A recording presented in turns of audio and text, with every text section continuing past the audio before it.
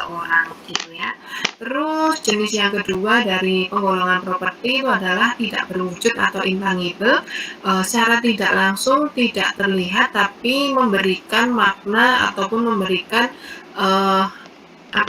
atau memberikan dampak impact yang signifikan kepada suatu usaha. Contohnya apa? Ada goodwill, ada hak paten, ada franchise, ada merek dagang, ada hak cipta, ada proprietary processes, begitu ya. Tidak berwujud tapi memberikan dampak yang sangat signifikan kepada sebuah usaha. Contohnya di situ ada nama merek KFC, McD dan lain sebagainya. Terus jenis dari penggolongan properti yang ketiga yaitu adanya surat berharga ya. Surat berharga di sini terkait dengan yang pertama saham, ada investasi, ada deposito, ada piutang dagang. Jadi ini penggolongan properti menurut standar penilaian Indonesia ya. Ada yang komersil dan non komersil, kemudian ada yang kedua berwujud, tidak berwujud dan juga intangible begitu. Oke, ini ada karakteristik dari properti nggih. Ada 1, 2, 3, 4, 5. Yang pertama immobility, artinya apa? Dia tidak mudah dipindahkan. Begitu. Contohnya apa? Kalau misal mau memindahkan sertifikat ataupun mobil misalnya dibeli oleh pembeli dari penjual itu juga tidak serta-merta langsung diberikan kepada pembeli, tapi kan ada prosedurnya dulu gitu ya. Terus yang kedua, karakteristik properti yang kedua, heterogeneity. Properti memiliki karakteristik yang unik dan berbeda satu dengan yang lainnya. Seperti properti tanah, bangunan, dengan peruntukan dengan mobil, kendaraan, itu tentunya akan berbeda ya. Terus karakteristik properti yang selanjutnya adalah terkait dengan unliquid, tidak mudah ditukar dalam bentuk uang dalam waktu cepat ya. Tentunya banyak prosesnya, tidak bisa dalam 1 jam itu langsung cair kalau kita menukar sebuah properti dengan uang kayak gitu. Terus karakteristik yang selanjutnya yaitu terkait dengan durability, barangnya tahan lama dan jangka waktu penggunaannya lama. Terus legal complexity terkait dengan aspek legal atau hukum. Jadi kepemilikan dari suatu properti itu harus berdasarkan dari hukum, ada pengesahannya seperti jual beli tanah, jual beli rumah, bukti hak kepemilikannya adalah sertifikat. Tentunya untuk mendapatkan hak tersebut si pembeli itu harus mengikuti beberapa rules atau beberapa aturan. Contohnya apa? Ya contohnya misal harus mengikuti peraturan dari notaris, harus ada balik nama, pembayaran pajak dan lain sebagainya. Begitu. Itu untuk karakteristik properti. Kemudian ini faktor yang mempengaruhi nilai properti, ada faktor permintaan dan penawaran, ada faktor lokasi dan perletakan, ada faktor fisik dan propertinya, faktor fisik dari properti tersebut, dan juga ada faktor kebangsaan atau politik. Sepertinya ini kemarin sudah sempat saya singgung ya, kemudian saya skip. Ini penjelasannya kemarin sepertinya juga sudah kita bahas sedikit.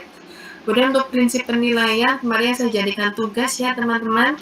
Teman-teman saya minta untuk bisa menjelaskan terkait dengan prinsip penilaian, ada 10 prinsip antisipasi sampai high case and best use gitu. Kemarin teman-teman juga sudah mencatat, jadi saya skip. Kemudian yang selanjutnya terkait dengan proses penilaian. Terlihat ya teman-teman terkait dengan proses penilaian. Di sini ada 3 gambaran 3 tugas besar dari seorang appraisers atau penilai itu dalam melakukan penilaian. Yang pertama itu adalah terkait dengan lingkup penugasan terlebih dahulu. Jadi seorang penilai nanti bisa melakukan penilaian tentunya harus ada lingkup penugasannya. Tidak bisa serta-merta dia langsung melakukan penilaian kayak gitu.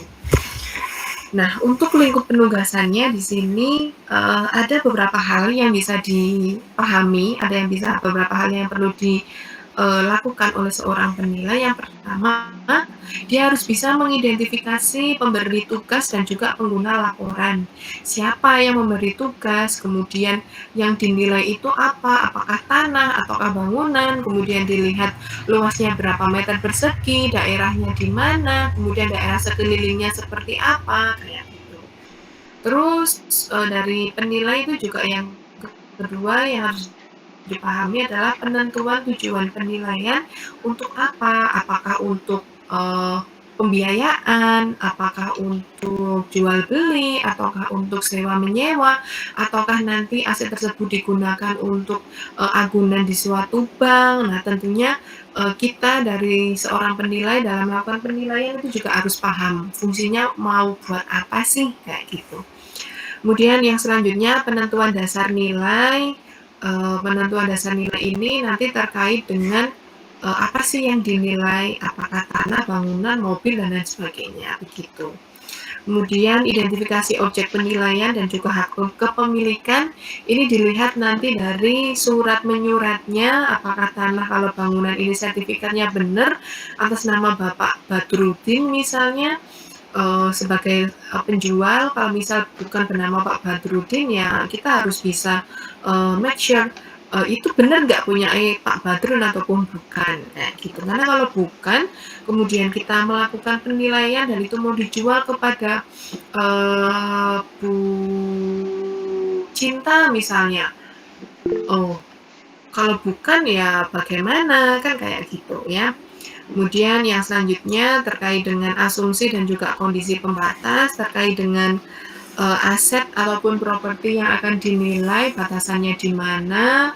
Kemudian misal nih kalau mau dilakukan penilaian atas dasar jual beli, misalnya jual beli rumah itu harus tahu batasan utara, selatan, barat, itu harus ada tanda tangan dari pembatas-pembatas tersebut. Jadi dipastikan untuk lingkup penugasan di sini kita tidak ada masalah.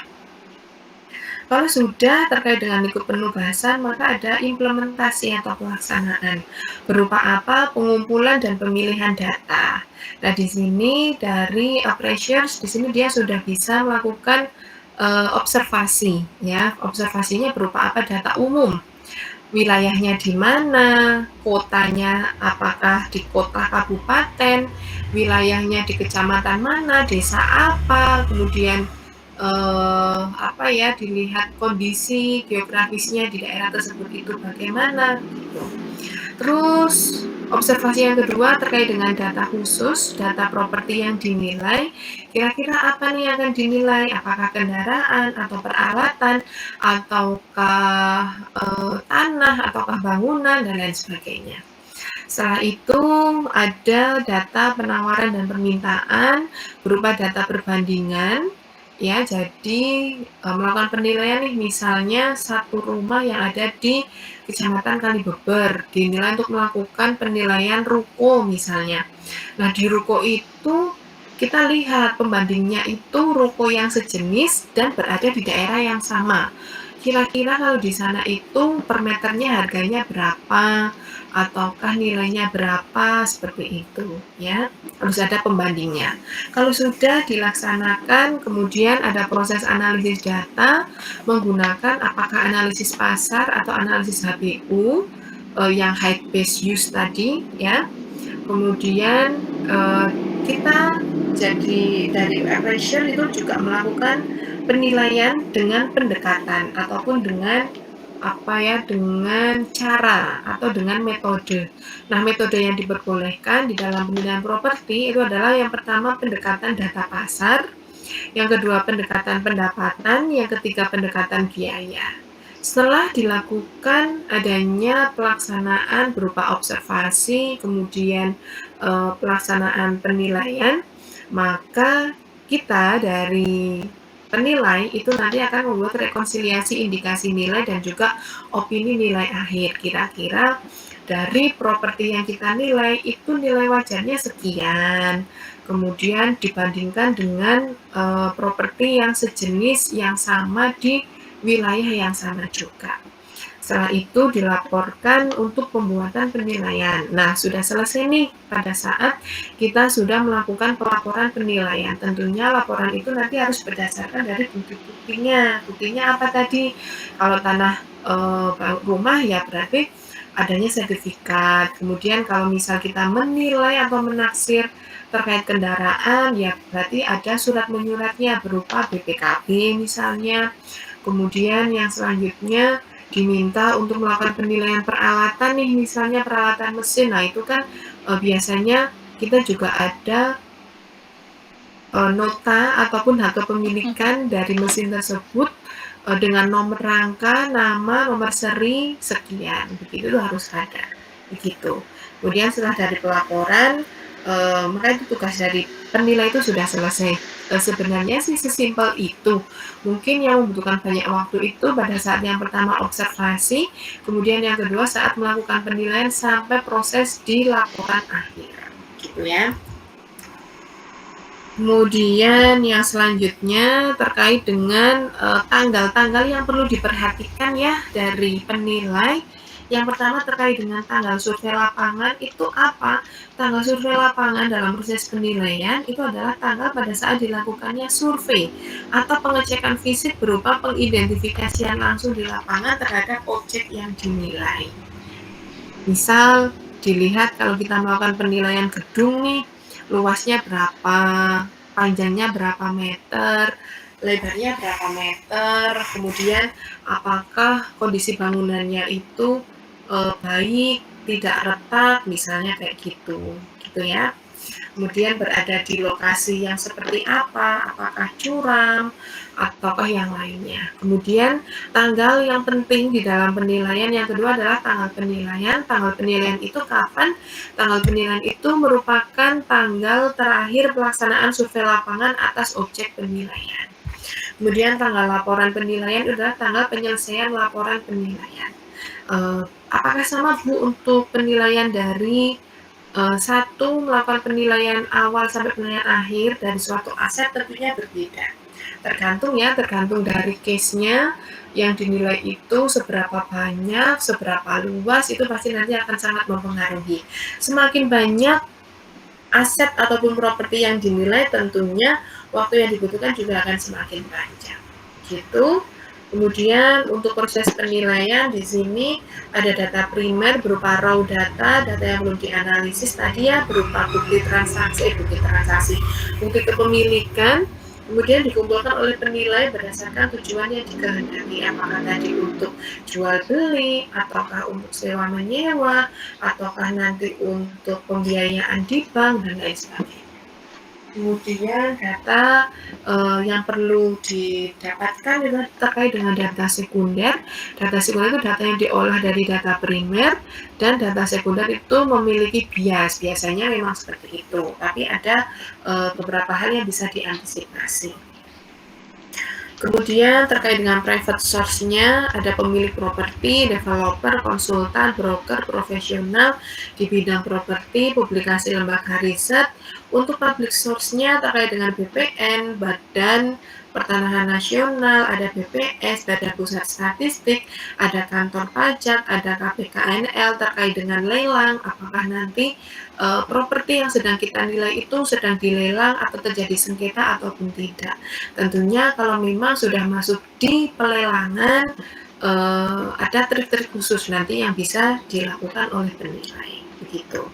Jadi ini untuk proses penilaian, ada data yang perlu kita kumpulkan, kemudian ada sumber-sumber untuk mendapatkan private sumber, dan juga ada yang publik.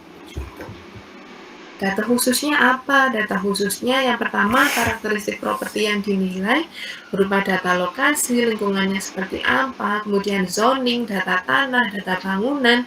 Itu dilihat dari mana? Dilihat dari hak kepemilikan berupa sertifikat tanahnya itu berada di desa apa, kecamatan mana, kabupaten mana, luasnya berapa meter, batas utara, timur, selatan, barat, itu siapa, itu harus jelas gitu. Kemudian data properti jual dan sewa yang sebanding, harga jualnya berapa, dilihat dari mana? Dilihat dari SPPT ya teman-teman, surat pajak bumi dan bangunan, itu terlihat untuk harga pasar 1 meternya itu berapa, itu bisa dilihat harga jual.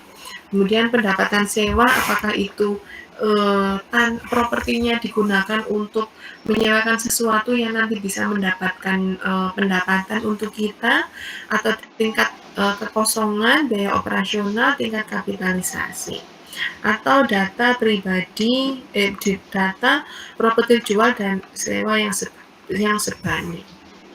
Oke, mungkin itu untuk konsep dasar properti, teman-teman. Sampai sini ada yang mau ditanyakan dulu kah?